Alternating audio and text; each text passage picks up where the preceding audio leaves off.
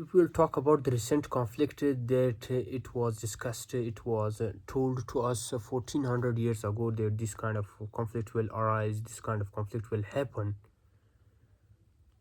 If we'll talk, just like we already talked about it in the previous videos, that this conflict will lead to a destructive occasion and event in the human history, because the superpowers, the nuclear powers, are engaging in those kind of conflicts, where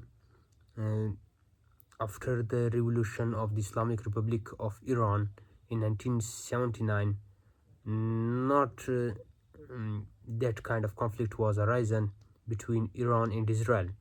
But after the death of the supreme leader of the Iran, this conflict uh, takes a very strong place, that Ayatollah Khamenei is murdered. After his murder, Iran raised the red flags, and even though Iran fired hundreds and thousands of ballistic missiles all over the Middle East, targeted all the areas of Dubai, Abu Dhabi, Jordan, Syria, Qatar, Kuwait, Saudi Arabia, Lebanon, all other countries, Egypt, even though the US naval bases located in the sea, US bases located in those countries, they targeted those bases and killed a lot of soldiers in them. And even though it will lead to an unusual and unreliable events, which is unreliable for the humanity, not because not because of these conflicts, but because of their historical backgrounds.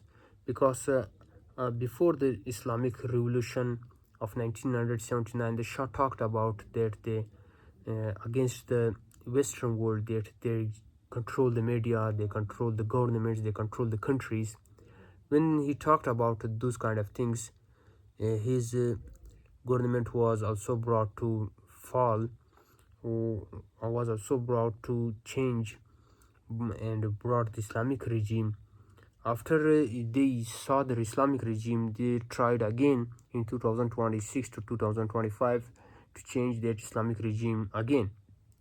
So this kind of different kind of escalations, different kind of evasions, and different kind of events are happening, which are very probable, which are very destructive, and which could lead to the World War III. Even though if you'll talk about the China and Russia, they're straightforwardly taking the side of the Iran against the Western world. And even though Iran fired a few ballistic missiles towards the Europe too, and Iran fired the ballistic missiles all over the Middle East.